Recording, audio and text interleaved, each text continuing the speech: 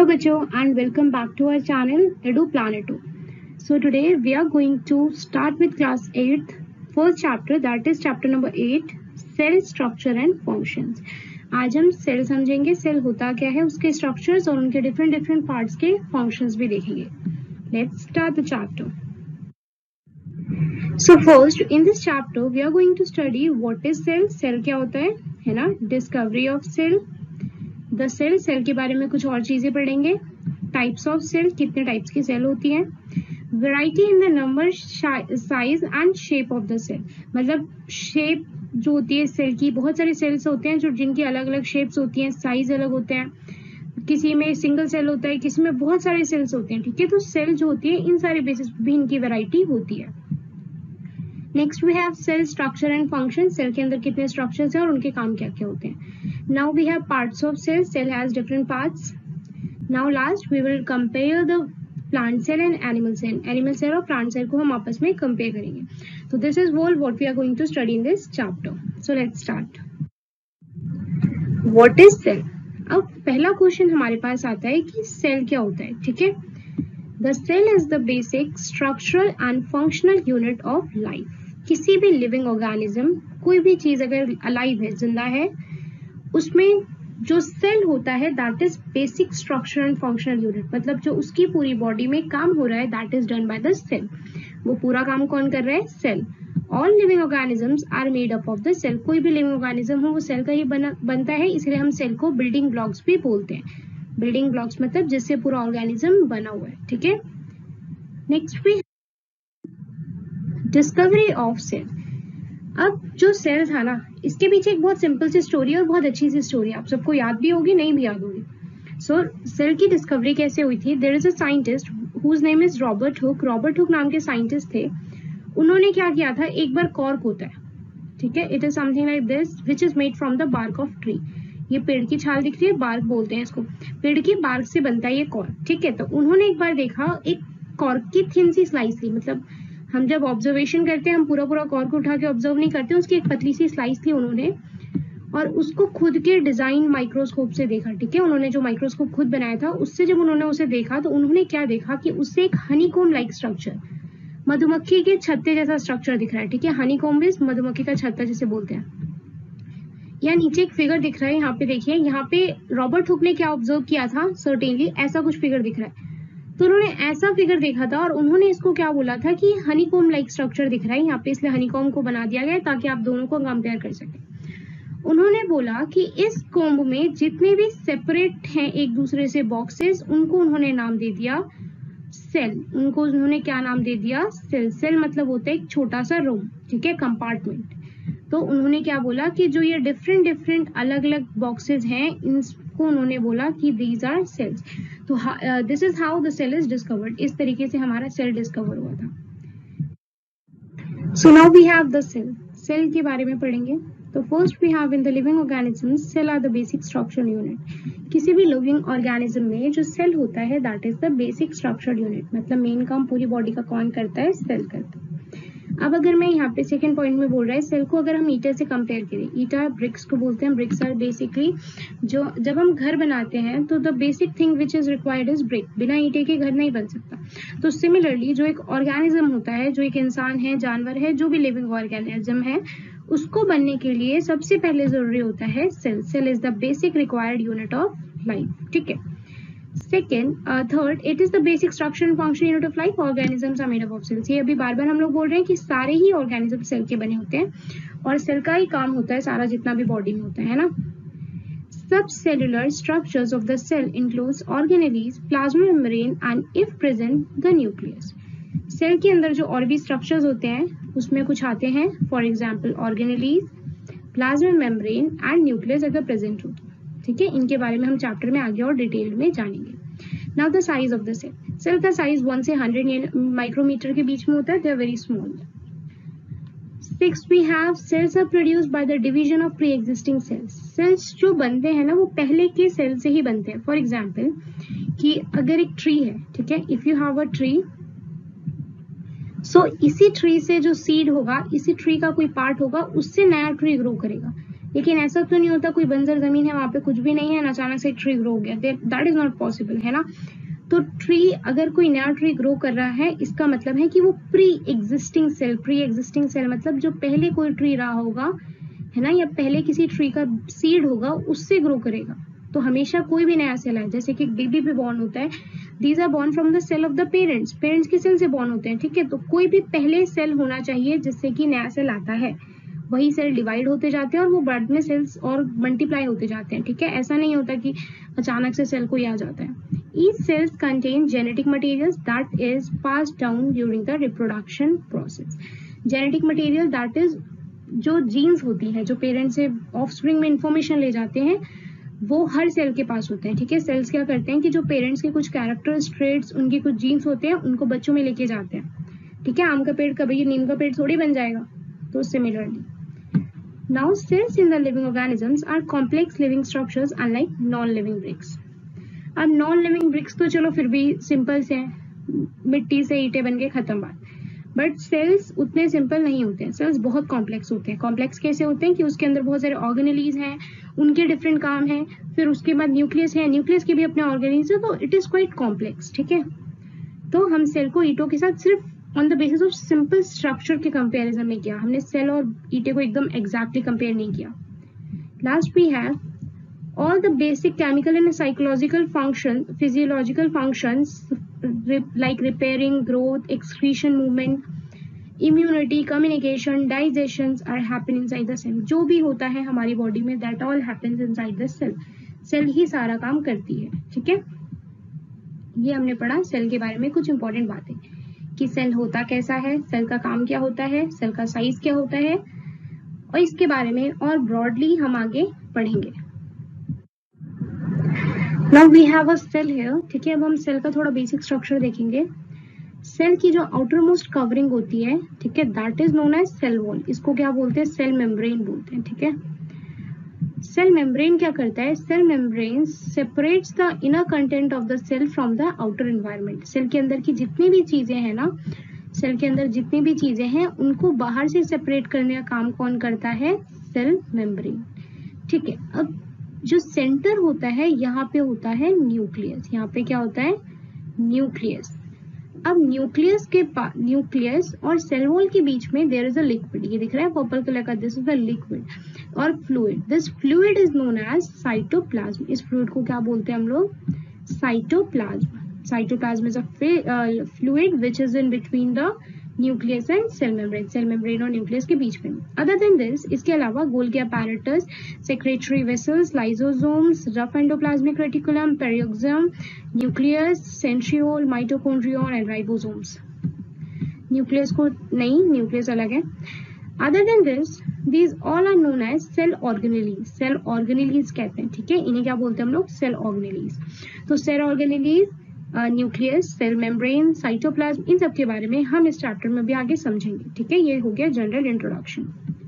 Next we have organisms show variety in the cell number and shape and size. अब या तो अब बहुत ध्यान से सुनेंगे, अगर मैं एक हाथी है और एक चूहा है, ठीक है, तो क्या मैं अगर ये बोलूं कि हाथी की सेल्स अगर इतनी बड़ी है तो चूहे की सेल्स इतनी सी होंगी, is it correct? No, maybe they both have the same size of cell, क्या पता दोनों की सेल्स का साइज सेम हो, बट द डिफरेंस, एक हाथी इतना बड़ा है और चूहा इतना छोटा क्यों है, because due to the number of cell. हाथी में बहुत सारी सेल्स होंगी और इसमें कम सेल होंगी। तो ऐसा जरूरी नहीं होता है किसी ऑर्गेनिज्म, अगर कोई ऑर्गेनिज्म बड़ा है तो वो सिर्फ बड़ा सेल्स होंगे उसकी बॉडी में, कोई ऑर्गेनिज्म छोटी है तो उसकी बॉडी में सेल्स जो होंगी वो बहुत छोटी होंगी। That is not a measure. कैसे मेजर किया जाता है, जो सारे ऑर्गेनिजम्स होते हैं, ठीक है, उनके जो सेल और शेप्स होते हैं वो किसके बेसिस पे होते हैं, वो उनके फंक्शन के बेसिस पे होते हैं। किसी भी सेल का साइज या फिर उसका शेप वो क्या काम करता है इस पे डिपेंड करता है, ठीक है। It does not depend on the how a big animal is, how a small organism is. Organism बड़े छोटे होने पे नहीं, it depends on the work they perform. तो billion of the living organisms have cells with different shapes and sizes. बहुत सारे organisms हैं जिनके शेप साइजेस अलग होते हैं। Their organs also vary in the shape, size and numbers of the cell. उनके organs में भी shape, size, cell अलग हो सकते हैं। जैसे एक ही ऑर्गेनिज्म में अलग अलग शेप, अलग अलग साइज और अलग अलग नंबर ऑफ सेल्स हो सकती है। अगर हम हमारी बॉडी की बात करें तो हमारी बॉडीज में भी डिफरेंट टाइप्स ऑफ सेल होती है। फॉर एग्जाम्पल यहाँ इस फिगर में देख लीजिए, this is the muscle cells we have, this is the blood cells, then this is the nerve cells, sperm, ovum, ठीक है। तो this is the fat cells and many more, ठीक है। We do have many cells, ठीक है। तो बोलना क्या हम चाहते हैं इसमें कि एक ऑर्गेनिज्म में डिफरेंट टाइप की सेल्स होती हैं, सेल अलग अलग काम के बेसिस पे। Human body has trillions of cell, बहुत सारी सेल्स होती हैं which vary in the different size and shape, जिनकी शेप और साइज भी अलग होती है। Different groups of cell perform a variety of function, अलग अलग सेल्स अलग अलग काम करती हैं। जैसे नर्व्स का काम, नर्व सेल्स का जो काम होता है वो मैसेज ट्रांसफर करना होता है, एंड जो ब्लड सेल्स का काम होता है that is to transport the blood, तो ऑक्सीजन एंड मेनी मोर। तो similarly different cells have their different functions.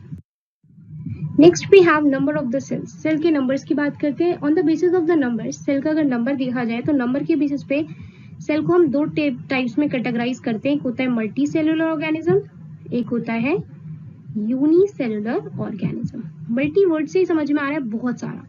तो जिन ऑर्गेनिजम्स के पास एक से ज्यादा सेल्स होते हैं उनको हम मल्टी सेलुलर ऑर्गेनिजम्स कहते हैं, ठीक है। एक ऑर्गेनिज्म जिसमें बिलियंस ऑफ सेल हो, लेकिन ऐसा नहीं है कि बिलियंस ऑफ सेल है तो वो एकदम पैदा ही बिलियंस ऑफ सेल के साथ हुआ, that is not the fact. एक ऑर्गेनिज्म जो सिंगल सेल के साथ पैदा हुआ था, that can also have the millions of billions of cell. जैसे कि अगर एक एग की बात करें, एग जो होता है वो एक सिंगल सेल होता है ना, तो एग सिंगल सेल होता है, बट आफ्टर इट ग्रोज, ठीक है, जब हैच होता है उसमें से बर्ड निकलती है, तो क्या होता है उसके बाद कि जो सेल्स होते हैं दे ग्रो, सेल मल्टीप्लाई होते जाते हैं, सेल ज्यादा हो जाते हैं, है ना। तो जो fertilize egg cells multiplies by dividing the process and the number of the cell increases for the development. तो एक ही सेल को डिवाइड कर करके इससे दो सेल बनेंगी, फिर फर्दर उससे दो सेल्स बनती हैं। सिमिलरली ये प्रोसेस आगे ऐसे बढ़ती जाती है, एंड इसी तरीके से ऑर्गेनिजम्स में बहुत सारे सेल मल्टीप्लाई होते जाते हैं डिवाइड होने के बाद, ठीक है। आगे भी है मल्टी सेलुलर ऑर्गेनिज्म जिसमें बहुत सारी सेल्स होती हैं। नाउ यूनिसेलुलर ऑर्गेनिज्म क्या होगा? जो ऑर्गेनिज्म सिंगल सेल का बना हो, that is known as multicellular. अब ध्यान से सुनोगे, मल्टी सेलुलर का एग्जाम्पल होगा कोई भी प्लांट, एनिमल्स, किसी का भी नाम रखेंगे। In unicellular organisms we have these four: paramecium, amoeba, bacteria, yeast and many more, और भी होते हैं, ठीक है। तो these are the examples of the unicellular. uni मतलब single. Single cell organelles performs all the necessary functions that multicellular organism perform. अब हम कहेंगे कि हमारे पास बहुत सारी सेल है, तो हमारा हाथ अलग काम करेगा, हमारा हार्ट अलग काम करेगा, हमारा पैर अलग काम करेगा। लेकिन जिनके पास सिर्फ एक सेल है तो क्या वो कोई काम नहीं करेगा? क्या वो सिर्फ बैठे रहेगा, खाता रहेगा? लेकिन वो भी तो अलग अलग काम हो गया। तो होता क्या है कि जो यूनिसेलुलर, जिसके पास एक सेल होती है ना, उसके पास अलग अलग ऑर्गेनेलीज होते हैं। दिख रहे हैं? अभी जो हमने पीछे सेल का डायग्राम देखा था उसमें देखा था ना कितने सारे ऑर्गेनेलीज होते हैं। तो यूनिसेलुलर ऑर्गेनिजम्स में जो ऑर्गेनेलीज होते हैं वो अपना काम आपस में डिवाइड कर लेते हैं और ऑर्गेनेलीज काम करते हैं सेपरेट। हमारे में ग्रुप ऑफ सेल्स काम करते हैं और यूनिसेलुलर में जो ऑर्गेनेलीज होते हैं ना वो काम करते हैं। Is it okay? Next, shapes of cell. Cell की शेप्स की बात करें तो generally cells shape are rounding, spherical और इलांगेटेड। सेल की जनरल शेप देखे जाए तो राउंड होगा, स्पेरिकल होगा या इलांगेटेड। लेकिन कुछ सेल्स ऐसे भी होते हैं that are long and pointed at the both end, जो दोनों साइड लॉन्ग हो, पॉइंटेड हो। दे एग्जिबिट स्पिंडल शेप्स, उसकी शेप स्पिंडल होती है, something like this shape. Some types of cells are branched like the nerve cells और the neurons. ये देख लो, इसमें ब्रांचेस हैं नर्व सेल्स में, जो कि मैसेज रिसीव करती है और वो मैसेज ट्रांसफर करती है कंट्रोल एंड कोऑर्डिनेशन हमारी बॉडी के। अब होता क्या कंट्रोल एंड कोऑर्डिनेशन? जैसे कि फॉर एग्जांपल मेरे हाथ को आग लग रही है, आग की धा लग रही है, पता है। फॉर एग्जांपल कैंडल के ऊपर मैंने हाथ रखा है, तो कैंडल के ऊपर अगर मैंने हाथ रखा है तो मेरे हाथ को गर्म फील हो रहा होगा, लेकिन हाथ को पीछे करने का मैसेज कौन देगा? हमारा ब्रेन देगा। तो ब्रेन से वो मैसेज हाथ तक लाने का काम किसका होता है? नर्व सेल्स का काम होता है, ठीक है। तो नर्व सेल्स जो होती हैं वो कंट्रोल एंड कोऑर्डिनेट करती हैं चीजों को, ठीक है। Second we have components of cell are enclosed in the membrane cell wall and it gives shapes and rigidity to the cell. अब कोई भी सेल हो, चाहे वो स्पर्म सेल हो, ओवम हो, व्हाइट ब्लड सेल्स हो, रेड ब्लड सेल्स हो, कोई भी सेल हो, चाहे उसकी कोई भी शेप हो, but each cell has its cell wall और मेम्ब्रेन, लेकिन हर सेल के पास अपनी एक मेम्ब्रेन, अपनी एक दीवार होती है जो कि उसको बाहर की सराउंडिंग से सेपरेट रखती है। ठीक है, यहाँ पे हमें समझ लिया कि सेल की शेप्स अलग अलग होती है। Next we have size of cells. अब अलग अलग सेल के अलग अलग साइज भी हो सकता है। अब ऐसा नहीं मैंने बोला कि हाथी और चूहे में सेम सेल हो सकती हैं और उनका साइज डिफरेंट हो सकता है, ये तो ठीक था, लेकिन क्या ऐसा जरूरी हो कि एक ऑर्गेनिज्म में सिर्फ एक ही तरीके की सेल हो और साइज सबका सेम हो? ऐसा नहीं होता ना, क्योंकि डिफरेंट सेल्स का अलग साइज होता है। अगर इस ग्राफ में देख लो तो देखो यहाँ पे प्रोटोजोआ का अलग सेल है, HIV एड्स का डिफरेंट साइज है, ठीक है, तो ह्यूमन ब्लड सेल्स का अलग साइज है, तो एवरी ऑर्गेनिज्म का डिफरेंट साइज, अलग अलग सेल का अलग अलग साइज है। The cell size in a living organism may be as small as a millionth of the meter, that is micrometer या फिर micron, और may as large as a few centimeter। Cell का size micrometers में भी हो सकता है और कुछ सेंटीमीटर में भी हो सकता है। ज्यादातर सेल्स जो होते हैं ना वो माइक्रोस्कोपिक होते हैं, मतलब माइक्रोस्कोप में हम देख नहीं सकते, मतलब माइक्रोस्कोप की मदद से देख सकते हैं। We cannot view them with our naked eyes, हम सीधे आंख से नहीं देख सकते, we have to see them via microscope, microscope की हेल्प लेनी पड़ती है। They need to be enlarged or magnified by the microscope, हमें उन्हें बड़े करने की जरूरत पड़ती है माइक्रोस्कोप से। The smallest cell is 0.1 to 0.5 micrometer in bacteria and the largest cell measures 1 centimeter to 130 millimeter, which is the egg of an ostrich। सबसे छोटा सेल होता है बैक्टीरिया का, सबसे बड़ा सेल है ऑस्ट्रिच का। ठीक है, तो ये हमें दिखाता है कि एक सेल कितना ज्यादा छोटा हो सकता है या एक सेल कितना ज्यादा बड़ा हो सकता है।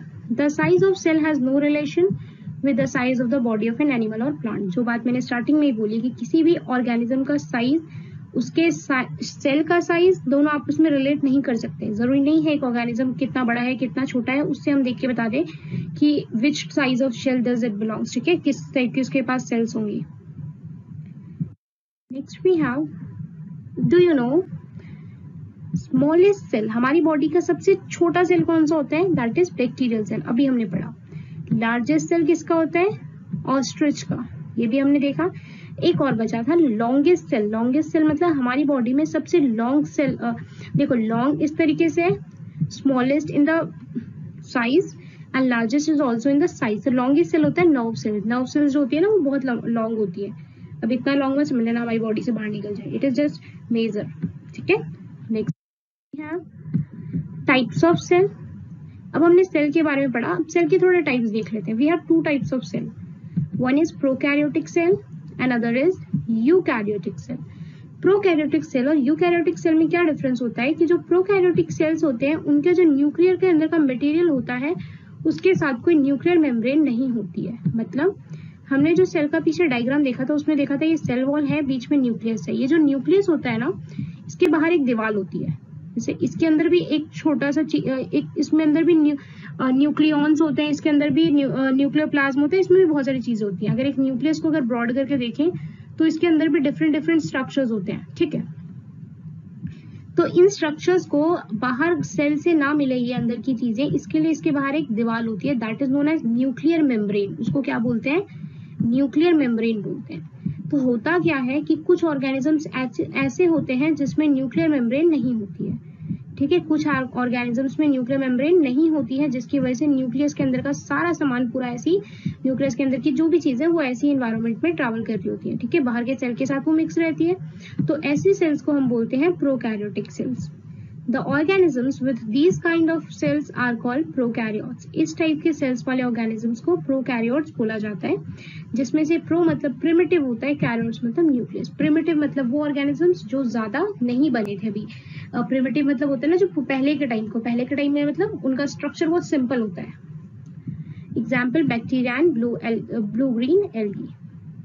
प्रोकैरियोटिक सेल क्लियर हो गया, जिसमें न्यूक्लियस के बाहर न्यूक्लियस मेम्ब्रेन ना हो। न्यूक्लियर मेम्ब्रेन मतलब जो वॉल होती है जो न्यूक्लियस के अंदर का कंटेंट न्यूक्लियस के बाहर के सराउंडिंग से मर्ज ना होने में हेल्प करती है।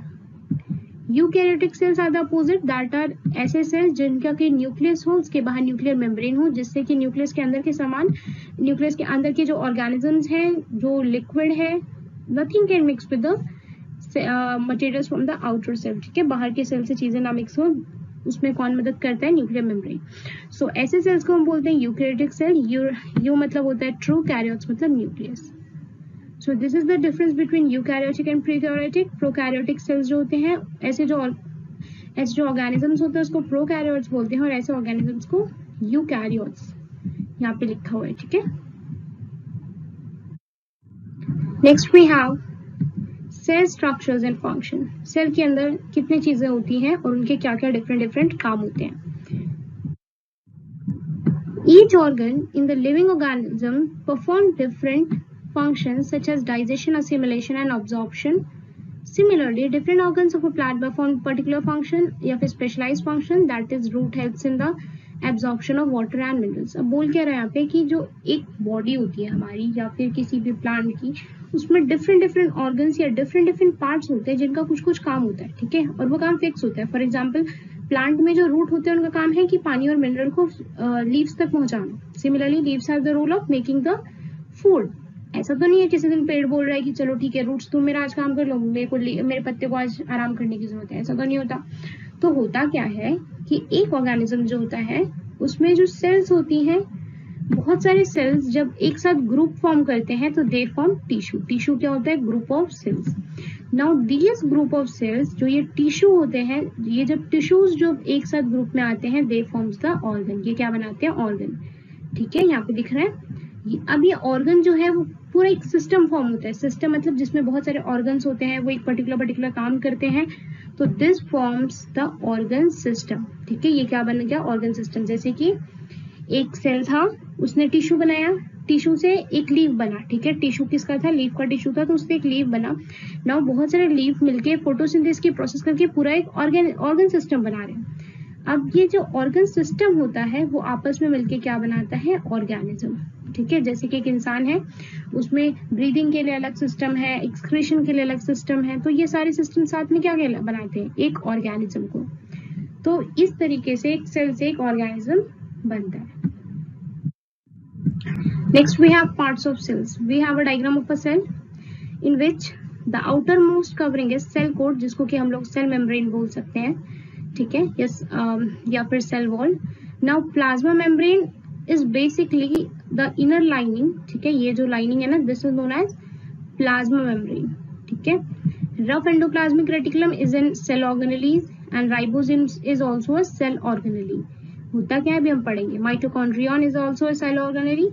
Now cytoplasm is the liquid, is the fluid, ये फ्लूइड होता है, ठीक है, जो न्यूक्लियस और बाहर की वॉल के बीच में होता है। लाइसोसोम भी सेल ऑर्गेनेली है।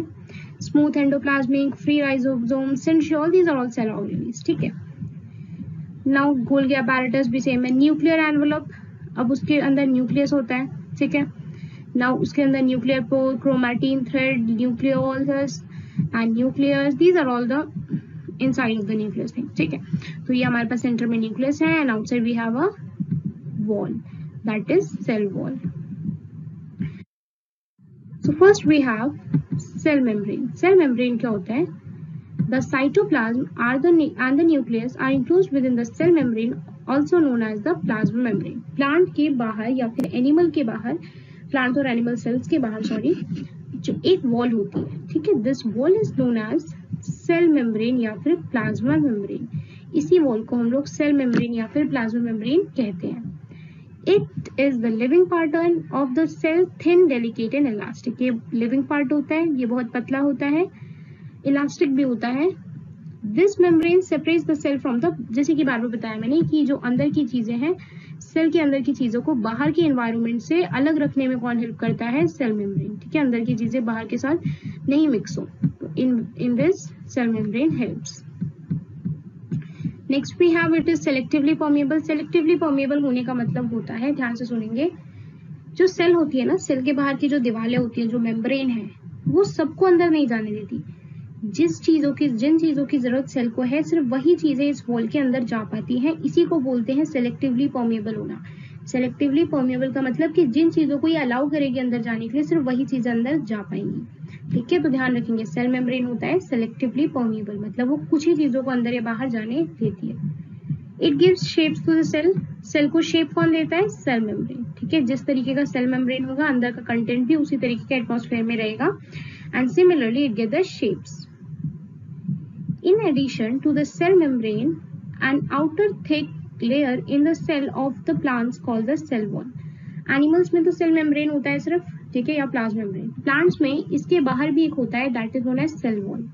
Cell wall सिर्फ plants में होता है और cell membrane या plasma membrane plants और animals दोनों में ही होता है, ठीक है। Next we have this additional cell wall surrounding the cell membrane is required by the plants for protection against the variation in the temperature, high speed way in atmospheric moistures. They are exposed to the variation because they cannot move. For example, हम जो है, हमें बहुत ठंडी लगेगी तो हम किसी ऐसी जगह चले जाएंगे जहाँ थोड़ी गर्मी हो, या हम ऐसा कुछ पहन लेंगे जिससे हमें गर्मी हो। एनिमल्स जो है उनको बारिश लगेगी तो वो किसी ऐसी जगह चले जाएंगे जहाँ बारिश की बूंदे ना पड़े। But plants can not move. Plants का कैसा भी एटमॉस्फेयर हो, बहुत तेज आंधी हो, बहुत गर्मी हो, कुछ भी हो, they have to stand still, वो एक ही जगह रहेंगे। तो होता क्या है कि प्लांट्स को और ज्यादा प्रोटेक्शन की जरूरत पड़ती है, that's why they have a cell wall, ठीक है। इसीलिए उनके पास सेल मेम्ब्रेन के बाहर भी एक क्या होता है? Cell wall. नेक्स्ट भी साइटोप्लाज्म, ठीक है। अब साइटोप्लाज्म क्या होता है? Cytoplasm is a jelly like substance present between the cell membrane and the nucleus. बहुत देर से हम लोग यही सुन रहे हैं कि सेल मेम्ब्रेन और न्यूक्लियस के बीच में जो भी सब्सटेंस होता है जेली जैसा, that is known as cytoplasm. Various other components or the organelles of the cells are present in the cytoplasm. Cytoplasm में बहुत सारे organelles present है, आपको डायग्राम में दिख रहा होगा, जैसे कि mitochondria, Golgi apparatus, ribosome, centriole, बहुत सारे हैं, ठीक है। तो what is the cytoplasm? Cytoplasm is the jelly-like substance present between the cell wall या फिर cell membrane and nucleus. Nucleus, अब थोड़ा न्यूक्लियस को ध्यान से देखते हैं। It is the very important component of a cell, ठीक है। लिविंग सेल में सबसे ज्यादा इंपॉर्टेंट चीज जो कॉम्पोनेंट है पूरे सेल का, that is nucleus. It is generally dense and spherical organelle and located in the centre of the cell. ये डेंस होता है, स्पेरिकल होता है, spherical is a ball shape, ये सेल के सेंटर में लोकेटेड होता है। It can be seen easily with the help of a microscope, ये माइक्रोस्कोप से आराम से दिख जाता है। Nucleus is separated from the cytoplasm by a membrane called the nuclear membrane. हमने पढ़ा था कि न्यूक्लियस जो होता है उसके बाहर भी एक दीवार होती है, that is known as nucleus membrane, ठीक है। It is the diagram of the cell, जिसमें कि हम ध्यान से देखेंगे ये है न्यूक्लियस। तो न्यूक्लियस के बाहर जो होता है, this is a wall that is known as nuclear membrane. This membrane is also porous, इसमें छेद होते हैं, ठीक है, and allows the movement of material between the cytoplasm and the inside of the nucleus. जैसे सेल होता है, cell के सेंटर में न्यूक्लियस है, तो सेल के बाहर से कोई भी चीज अंदर जाए या फिर सेल के न्यूक्लियस के अंदर से कोई भी चीज सेल में जाए, तो ठीक है, इसमें कौन रेगुलेशन करता है? That is nuclear membrane. Nuclear membrane देखता है कि किस चीज को बाहर जाना है, किस चीज को अंदर आने की जरूरत है, सिर्फ ये उन्हीं चीजों को अंदर या बाहर जाने देता है। Nucleus act as a control centre of the activities of the cell. Cell में जो भी काम हो रहा है उसका कंट्रोल सेंटर किसका होता है? न्यूक्लियस का। न्यूक्लियस इन सारे कामों का ध्यान रखता है। The entire content of the living cell is called protoplasm. ध्यान से, पूरे लिविंग सेल में जो भी चीजें होती हैं सबको बोलते हैं हम लोग प्रोटोप्लाज्म। इसमें आता है साइटोप्लाज्म, न्यूक्लियस, ठीक है, सब कुछ आता है, इसमें आता है protoplasm. It controls the metabolic activities of cell. Cell में जो काम हो रहे हैं that is controlled by the nucleus. The nucleus is the storehouse of genes. Nucleus में जीन्स भी स्टोर होते हैं। बिना न्यूक्लियस के cell can neither survive nor show specialised activity. अगर किसी सेल में न्यूक्लियस ही नहीं होगा तो ना ही वो कोई काम करेगा, ठीक है, और वो सर्वाइव ही नहीं करेगा, फर्दर वो लिविंग ही नहीं रहेगा, ठीक है। तो nucleus is the main part of a cell. Okay, now we have nucleoplasm. Nucleoplasm क्या होता है? Nuclear membrane encloses a dense fluid called the nucleoplasm. Nuclear membrane जो होता है, न्यूक्लियर मेम्ब्रेन पढ़ा था हमने, जो बाहर वाली जो वॉल होती है न्यूक्लियस के बाहर, उसके अंदर एक डेंस फ्लूइड, एक लिक्विड होता है, that is known as nucleoplasm. Nucleoplasm contain smaller bodies called nucleolus. Nucleoplasm में भी कुछ कुछ छोटी छोटी बॉडीज होती हैं जिनको हम लोग न्यूक्लियोलस बोलते हैं। Nucleolus is visible only when cell is not dividing. जब सेल डिवाइड नहीं हो रहा तो तभी सिर्फ न्यूक्लियोलस दिखता है। Now next we have chromosomes. Chromosomes क्या होते हैं? Nucleus consist of nucleolus, nucleus के अंदर न्यूक्लियोलस होता है, अभी हमने पढ़ा कि न्यूक्लियस के अंदर क्या होता है, nucleolus. Thread like structures called the chromosomes, उसके अलावा we have these thread like structures, ये बहुत सारे थ्रेड लाइक स्ट्रक्चर्स देख रहे हैं, these are known as chromosomes. These carry genes and helps in inheritance of transfer of the characters from the parents to the offspring. Parents से बच्चों में जो भी कैरेक्टर्स जाते हैं वो किसके थ्रू जाते हैं, क्रोमोसोम्स में, ठीक है। क्रोमोसोम्स क्या करते हैं, पेरेंट्स से बच्चों में कैरेक्टर्स लेके जाते हैं। क्रोमोसोम्स को हम तभी देख सकते हैं जब सेल डिवाइड हो रहा हो, डिवाइड मतलब जब एक सेल दो सेल में डिवाइड होता है ना, तो उस प्रोसेस के टाइम पे we can see the chromosomes, उसके अलावा क्रोमोसोम्स जल्दी नहीं दिखते। Now last we have genes contain genetic codes, chromosomes के अंदर जीन्स होते हैं जो कि इंफॉर्मेशन लेके जाते हैं, तो जीन्स जो होते हैं उनमें जेनेटिक कोड्स होते हैं जिसकी वजह से एक अलग अलग इंसान की अलग अलग यूनिक फिजिकल कैरेक्टर जो होता है वो दिखता है, ठीक है। जैसे पेरेंट्स के, अब दो पेरेंट्स होते हैं तो जो ऑफस्प्रिंग होता है, जो बेबी होता है, it can have any character from the mom और any character from the dad, ठीक है। अब एक प्लांट होता है, प्लांट एक सिंगल पेरेंट है, तो इस वजह से जो उसके सारे कैरेक्टर्स होते हैं वो एग्जैक्टली बेबी में कॉपी होते हैं, but not in the case of the human. Next, now we have prokaryotic cells and eukaryotic cells. Prokaryotic cells और eukaryotic cells क्या होते हैं, pro मतलब होता है primitive, primitive मतलब जो पुराना हो, ठीक है, जिसमें ज्यादा वेरिएशंस ना आई हो, वेरिएशंस मतलब होता है बदलाव ना आया हो, ठीक है। तो प्रोकैरियोटिक सेल्स कौन से सेल्स होते हैं, ऐसे सेल्स जिनके जो न्यूक्लियस होता है ना उसके बाहर न्यूक्लियर मेम्ब्रेन ना हो। अब कॉमन सेंस, अभी हमने न्यूक्लियर मेम्ब्रेन का काम पढ़ा ना, न्यूक्लियर मेम्ब्रेन का काम क्या होता है कि न्यूक्लियस के अंदर की चीजों को बाहर से वो मिक्स ना होने दे। तो अगर एक ऐसा सेल है जिसमें न्यूक्लियर मेम्ब्रेन नहीं है तो उसके जो ऑर्गेनेलीज होते हैं, जो फर्दर अंदर की चीजें होती है न्यूक्लियस के अंदर की न्यूक्लियोलस वगैरह, दीज आर नॉट प्रॉपर, तो ऐसे सेल्स को हम प्रोकैरियोटिक सेल्स बोलते हैं और ऐसे ऑर्गेनिज्म को हम लोग प्रोकैरियोट्स बोलते हैं। Example is bacteria and blue green algae. Eukaryotic cells क्या होते हैं, यू मतलब होते हैं ट्रू, ठीक है, मतलब इनके पास न्यूक्लियस होता है और सॉरी न्यूक्लियस मेम्ब्रेन होता है, यानी they have an outer covering outside the nucleus, nucleus के बाहर एक कवर होता है, वॉल होती है, जिसकी वजह से न्यूक्लियस के जो अंदर की चीजें हैं that is separated from the outer environment of cell. Now, except bacteria and blue-green algae, all other organisms are eukaryotes. Blue-green algae और बैक्टीरिया को छोड़ के बाकी जो भी organisms होते हैं they are eukaryotes.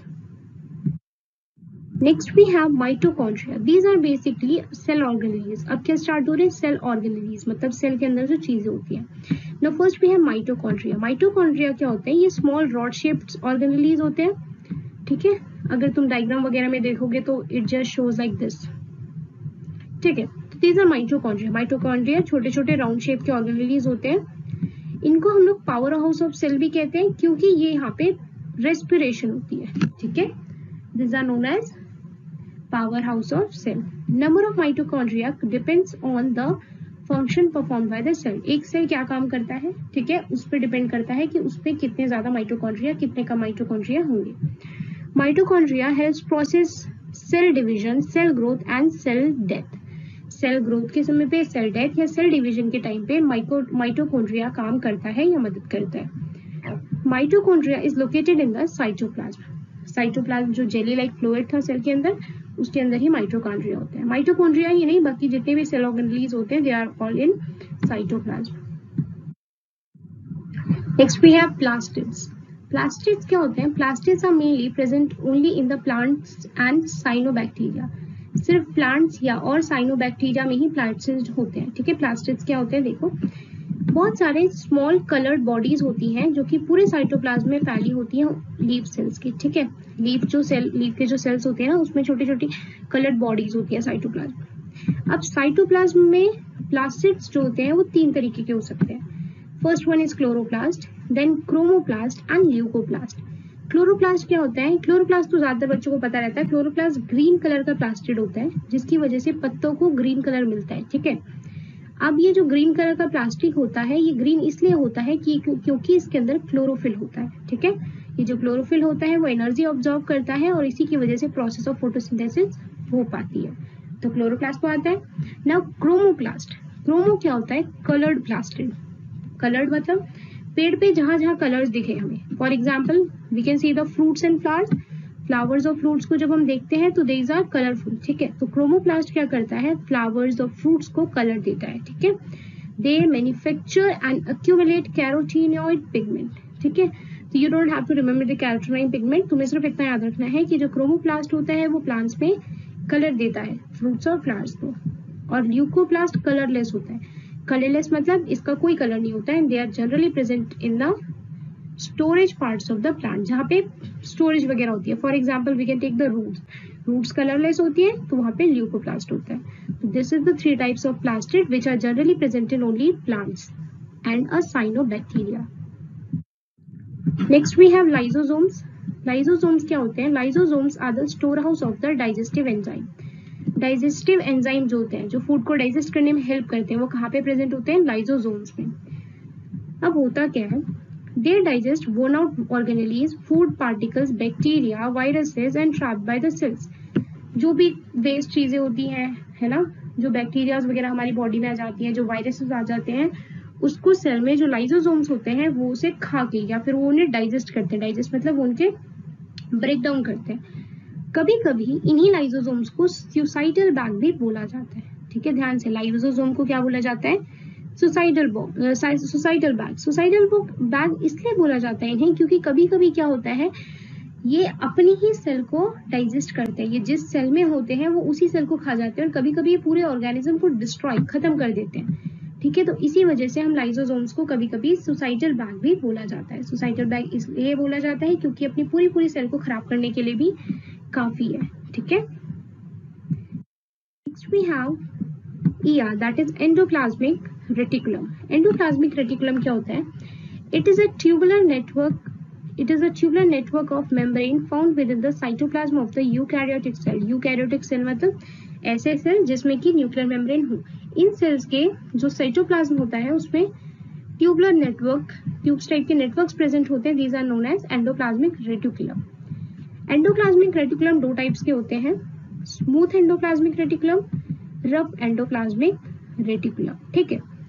Endoplasmic reticulum कुछ काम करते हैं, फंक्शंस क्या है इनके देख लेते हैं। It is responsible for the production and secretion of steroid hormone. Steroid hormones कहाँ से रिलीज होते हैं, एंडोप्लाज्मिक रेटिकुलम से।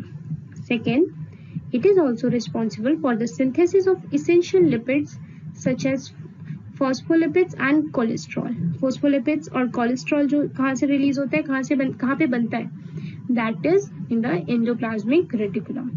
It is responsible for the metabolism of carbohydrates. Carbohydrates को मेटाबॉलाइज कौन करता है, एंडोप्लाज्मिक रेटिकुलम। तो एंडोप्लाज्मिक रेटिकुलम के फंक्शन ये 3 है, स्टेरॉइड हार्मोन्स का सिक्रीशन, फॉस्फोलिपिड्स एंड कोलेस्ट्रॉल का सिंथेसिस यहाँ पे बनते हैं ये, और कार्बोहाइड्रेट्स को मेटाबोलाइज करते हैं, ठीक है।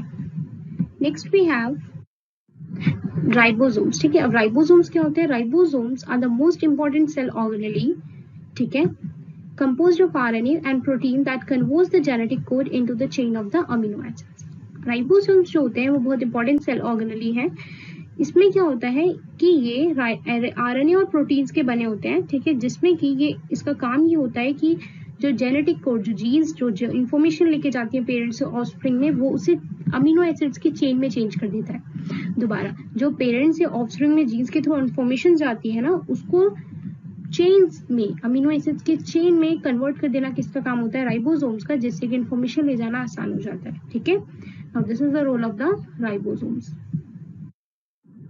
Now we have Golgi bodies. Golgi bodies क्या होते हैं, Golgi bodies are the one of the most important organelles inside the cell. Cell के अंदर जो एक और important organelle है उसका नाम है Golgi bodies.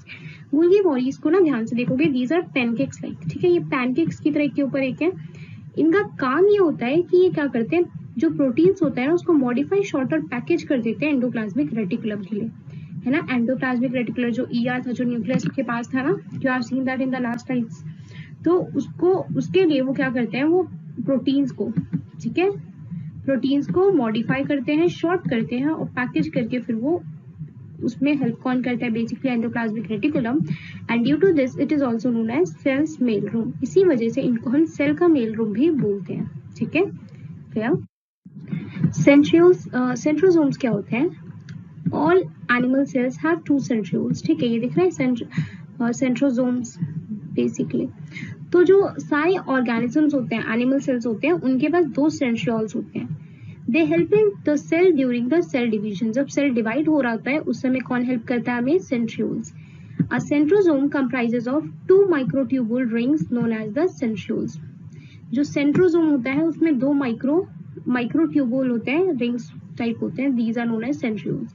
इनका मेन फंक्शन ये होता है is to organise the microtubules and provide a structure to the cell.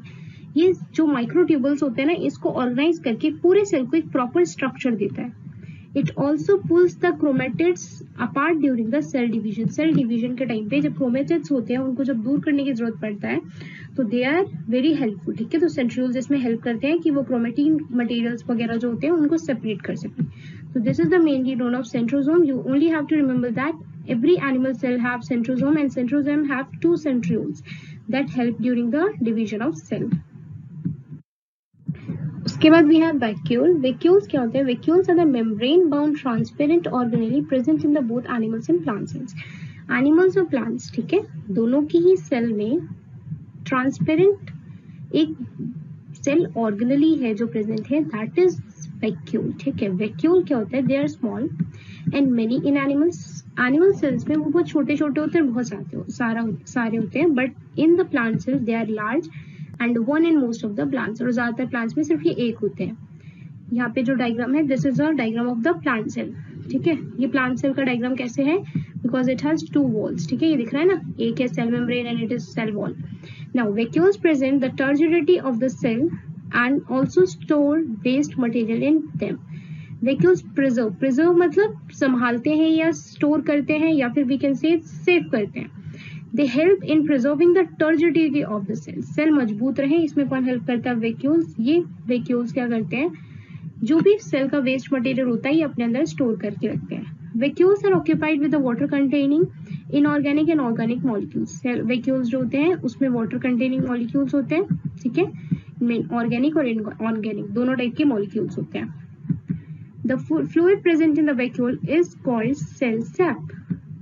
इसके अंदर जो फ्लूइड होता है उसको हम बोलते हैं सेल सैप, याद रखेंगे, ठीक है। सेल सैप क्या होता है? That is the fluid which is present in the vacuole. Vacuole के अंदर जो प्लाज्मा मेम्ब्रेन के अंदर जो फ्लूइड प्रेजेंट है, ठीक है, उसको बोलते हैं हम लोग साइटोप्लाज्म। एंड जो न्यूक्लियर मेम्ब्रेन के अंदर लिक्विड प्रेजेंट है that is known as nucleoplasm. Now last topic of the chapter is difference between plants and animal cells. Plants और एनिमल सेल्स में क्या क्या डिफरेंस है? We have 2 cells here, that is the structure of animal cell and that is the structure of plant cell. The first major difference is animal cells जो होते हैं उनके बाहर कोई भी सेल वॉल नहीं होती है, वेयरस जो प्लांट सेल्स होते हैं उनके बाहर सेल वॉल होती है। यहाँ पे जो सेल वॉल बोल रहा है ना आपने दोनों के साथ, तो ये यहाँ पे क्या है कि इसके बाहर सेल मेम्ब्रेन होगा, ये सेल वॉल दोनों में नहीं होती, ठीक है। तो एनिमल सेल और प्लांट सेल दोनों में ही सेल मेम्ब्रेन होती है, लेकिन जो प्लांट सेल होती है उसके बाहर एक और कवरेज होती है, that is known as cell wall. Next we have बाकी ऑर्गेनेलीज की बात कर लेते हैं। ज्यादातर ऑर्गेनेलीज दोनों में होते हैं, सिर्फ जो यहाँ पे पढ़ा था हमने centrosomes, it is not written here, but यहाँ पे जो सेंट्रोजोम होता है, ठीक है, we can write here that centrosomes plant animal cells में होते हैं और प्लांट सेल्स में सेंट्रोजोम्स नहीं होते हैं। इसके अलावा अगर हम बोले तो क्या बोलेंगे कि जो प्लांट सेल्स होते हैं उसमें प्लास्टिड्स होते हैं। प्लास्टिड्स यहाँ पे नहीं दिया हुआ है, लेकिन हमें याद है कि जो ग्रीन कलर पिगमेंट था, जो क्रोमोप्लास्ट था, है ना, these are known as plastids. तो प्लांट सेल्स में प्लास्टिड्स होते हैं और एनिमल सेल्स में प्लास्टिड्स नहीं होते हैं। And this are basically small 2-3 differences. Now let's see further. Plant cells are larger and as compare to the animal cell. Animal cells से थोड़े से बड़े होते हैं plant cells. Now animal cells small होते हैं, same vice versa. Plant cell जो होते हैं उनके पास एक सेल वॉल होती है जो कि प्लाज्मा मेम्ब्रेन के बाहर होती है, ठीक है। एंड एनिमल सेल्स में कोई भी एडिशनल ऐसी कोई सेल वॉल नहीं है। प्लांट सेल्स जो होते हैं उसमें प्लास्टिड्स होते हैं जिसको कि हम लोग जो प्लांट सेल्स को कलर प्रोवाइड करते हैं, वेयर एज एनिमल सेल्स में कोई भी प्लास्टिड्स नहीं होते हैं। प्लांट सेल्स में सेंट्रोजोम्स नहीं होते हैं, जो भी हमने पीछे डिस्कस किया, और एनिमल सेल्स में सेंट्रोजोम्स जो होते हैं वो प्रेजेंट होते हैं, जिसके अंदर 2 सेंट्रियोल्स होते हैं। नाउ प्लांट सेल्स के जो वैक्यूल्स होते हैं वो बड़े बड़े होते हैं एंड जनरली ज्यादातर प्लांट्स में सिंगल ही होता है, एंड एनिमल सेल्स में जो वैक्यूल्स होते हैं वो स्मॉल होते हैं और absent in the animal cells, या तो वो होंगे ही नहीं या तो होंगे तो वो बहुत स्मॉल होते हैं. तो this is it for that today. Thank you all for watching. And basically इस पूरे चैप्टर में we have covered some basic things about the cell and we have covered all the detailed part also. ठीक है, तो एक cell क्या होता है, उसके डिफरेंट स्ट्रक्चर्स के क्या क्या काम होता है, हमने सब डिस्कस कर लिया. So for further, if anyone have any confusion, you can write down in the comment section. After viewing it, we will reply on it.